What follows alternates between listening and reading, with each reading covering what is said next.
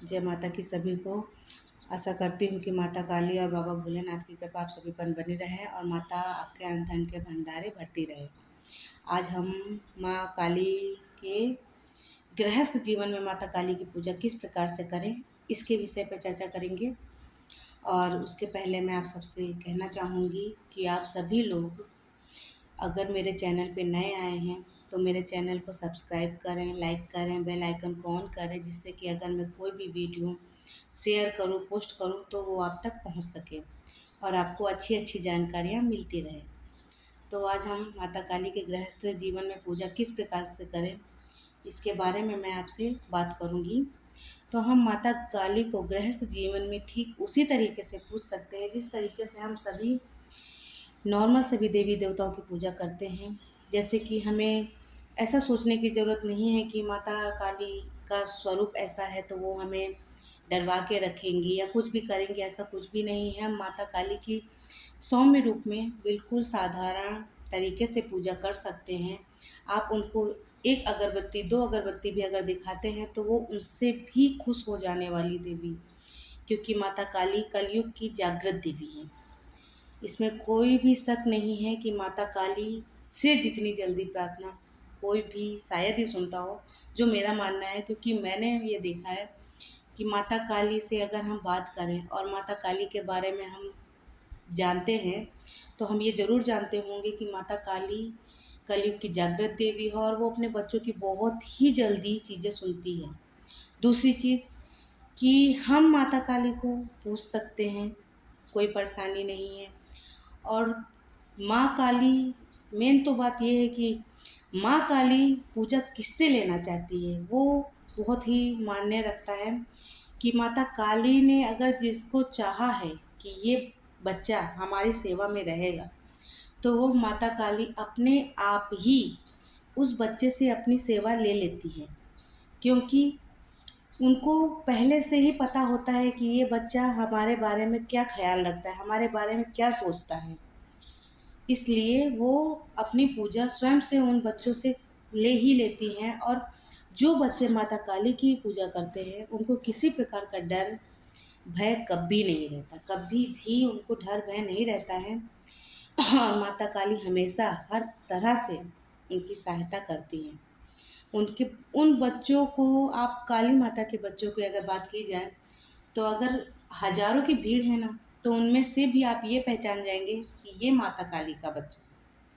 क्योंकि माता काली के बच्चों का जो तेज होता है ना, वो अलग ही दिखता है। उनके बच्चे दुनिया की भीड़ में भी अलग ही लगते हैं। और माता काली क्योंकि शमशान की रानी है, शमशान से चलती है।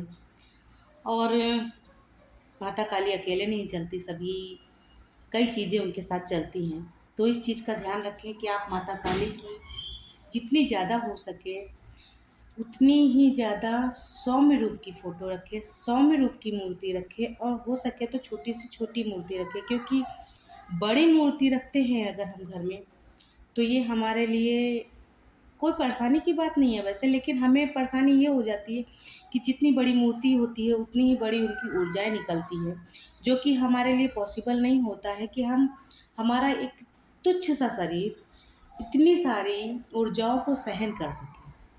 तो इसीलिए हमें छोटी मूर्ति रखनी चाहिए जिससे कि उसकी ऊर्जाएं कम निकलती है और हम उसको अपने शरीर में मतलब अपने शरीर के अंदर रखने की क्षमता भी रखते हैं। ज़्यादा बड़ी मूर्ति होगी, ज़्यादा ऊर्जा निकलेगी, ज़्यादा ऊर्जा निकलेगी तो ये हमारे लिए पॉसिबल नहीं होता है कि हम उनकी ऊर्जा को संभाल सकें। तो इसलिए माता काली की सौम्य रूप में ही मूर्ति रखनी चाहिए, फ़ोटो रखनी चाहिए। और क्योंकि माता काली शमशान की देवी है तो हज़ारों चीज़ें साथ में लेकर चलती है, लेकिन उनसे डरने वाली कोई बात नहीं होती क्योंकि वो माँ है। माँ रूप में ही अपने बच्चों को प्यार करती है, बहुत ही ज़्यादा प्यार करती है। जितना मैंने माँ काली के बारे में जाना है कि माँ अपने बच्चों से बहुत प्यार करती है, बहुत ही ज़्यादा प्यार। आप उनके बच्चों की कहानियाँ सुनोगे ना, हाँ, लेकिन माँ परीक्षाएँ लेती है। माँ परीक्षाएँ बहुत ही टफ लेती है, बहुत ही कठिन परीक्षाएँ लेती है, जो मुश्किल होता है लेकिन नामुमकिन नहीं। क्योंकि माता काली परीक्षाएँ लेती है ना, तो उन परीक्षाओं से लड़ने की हिम्मत भी देती है। ऐसा नहीं है कि माता परीक्षाएँ लेती, माता परीक्षा उस हद तक लेती है कि हम क्या ही बताएं। जो ये तो वही जान सकता है जो माँ काली का भक्त है कि माँ परीक्षाएं किस तरीके से लेती हैं और माता काली की परीक्षाएं किन किन चीज़ों से होके गुजरती हैं। खैर, इनके बारे में हम कभी बाद में जानेंगे और इसकी जानकारी मैं ज़रूर दूंगी आप सभी को। और मैं आप सभी से यही बोलना चाहूँगी कि आप कमेंट में मुझे और बताएं कि आपको आगे किस चीज़ के बारे में जानकारी चाहिए। मैं आपको धीरे धीरे हर चीज़ की जानकारी देना चाहूँगी और दूंगी।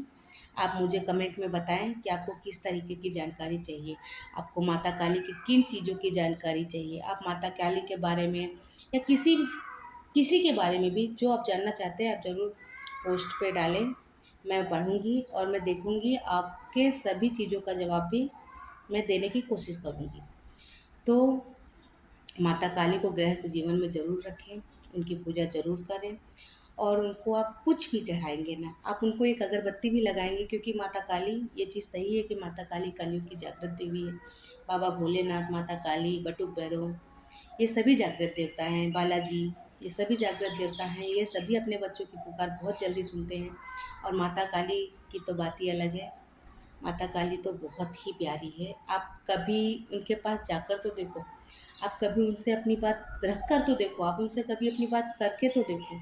आपको पता चलेगा कि सच में माता काली को रखना और पूजना कितनी बड़ी बात है और वो आपके लिए क्या नहीं करती है। वो आपके लिए सब कुछ कर देंगे। आप उनको एक बार प्यार से माँ तो बोल कर देखो, आप उनके सामने बैठकर तो देखो, आप अपनी बात रख कर तो देखो। माता काली बहुत ही प्यारी है और बहुत ही जल्दी अपने बच्चों की, हाँ, आप उनको सात्विक रूप में ही पूजिए। और सात्विक रूप में माता काली का क्या भोग चढ़ता है ये मैं आपको बहुत जल्दी बताऊंगी।